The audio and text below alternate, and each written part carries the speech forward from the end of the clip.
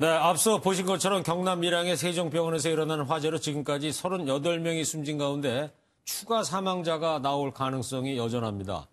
당시에 불이 왜 이렇게 많은 희생자를 냈는지에 대한 의문이 끊이지를 않고 있습니다. 사회부 이정호 기자 나와 있습니다. 자, 이 기자, 사망자가 당초 37명에서 1명이 더 늘어나서 38명이 됐군요. 그것도 추가로 위독한 분들도 계시다면서요? 그렇습니다. 현재까지 사망자는 38명인데요. 네. 어젯밤 10시 20분쯤 46살 문모 씨가 연기 흡입으로 치료를 받던 중 숨지면서 희생자가 늘어난 겁니다. 부상자는 151명인데요. 이 가운데 중상자가 9명이고 위독한 분도 있습니다. 83살 남성인데요. 뇌경색 증세로 병원에 입원했다가 화재로 연기를 마셔 현재 치료를 받고 있는 상황입니다. 또 88살 남성 1명도 의식이 혼미한 상황이라고 합니다. 이렇게 사망자가 많았던 게 이제 연기 때문이라고 그러는데 도대체 이 연기를 막을 수는 없었던 겁니까? 네, 생존자들의 대체적인 증언을 들어보면 불이 나고 나서 의료진들은 수분 만에 환자들에게 긴급 대피를 지시한 것으로 보입니다. 네.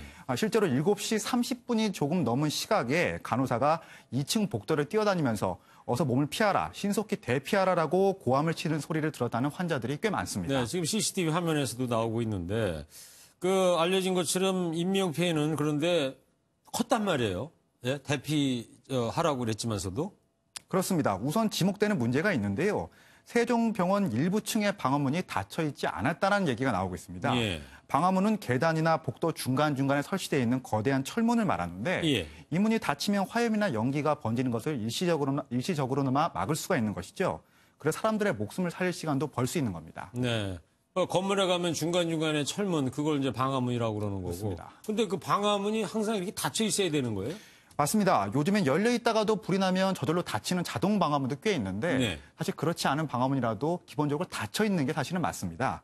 현재까지 알려진 대로라면 세종병원 1층엔 아예 방화문이 없었다라고 하는데요. 네. 2층과 3층 그리고 병원이라는 특성 때문에 4층이 아닌 5층이라고 표기된 사실상의 4층에는 양쪽 비상 출입구에 방화문이 설치가 돼 있긴 했다고 합니다. 네. 그런데 진화 작업 도중에 소방관들이 확인한 바로는 이 중에 일부가 역시 열려 있었다고 하는데요.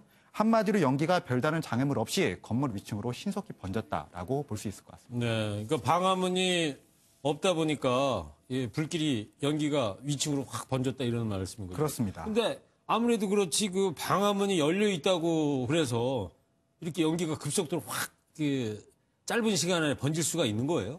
사실 소방 전문가들의 말을 들어보면 사실은 조금 놀라울 정도인데요. 네. 전문가들이 실험을 하거나 연구한 바에 따르면 연기가 하늘 방향으로 솟는 속도가 1초당 3에서 5m, 또 수평 방향으로 이동하는 속도가 1에서 3m 정도라고 이야기를 합니다. 네. 불이 난 응급실에서 발생한 다량의 연기가 방화문이 없는 계단을 따라 굴뚝처럼 위층으로 솟구치고 또 건물 복도로 따라 확산되는데 사실상 수십 초면 가능할 수 있다는 얘기죠. 그렇겠네요. 예. 그걸 지연시키려던 게 원래 방화문인데 이번엔 그 방화문 일부가 열려 있으면서 이런 참사를 부른 게 아니냐라는 분석이 나오고 있는 겁니다.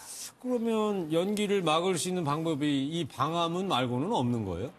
사실은 있긴 합니다. 사실 조금 규모가 있는 건물들, 바닥 면적이 1000제곱미터쯤 되는 건물들에는 의무적으로 불이 났을 때 생기는 연기를 밖으로 뽑아내는 시설, 배연시설이라고 부르는데요. 네. 이 배연시설을 의무적으로 설치하도록 법에 규정이 돼 있습니다.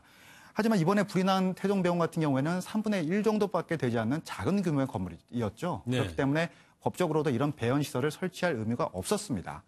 규모가 작더라도 병원처럼 노약자들이 많이 드나들고 이용하는 시설에는 이런 배연 설비를 의무적으로 만들어야 한다라는 지적이 나오는 이유입니다. 연이은 화재 참사 한꺼번에 수십 명의 사망자가 나오는 이런 현실 언제까지 바라만 보고 있어야 할까요? 우리가 별다른 문제 의식 없이 보았던 허술한 법 제도가 분명히 바뀌어야 될 것 같습니다. 자, 이정호 기자 잘 들었습니다.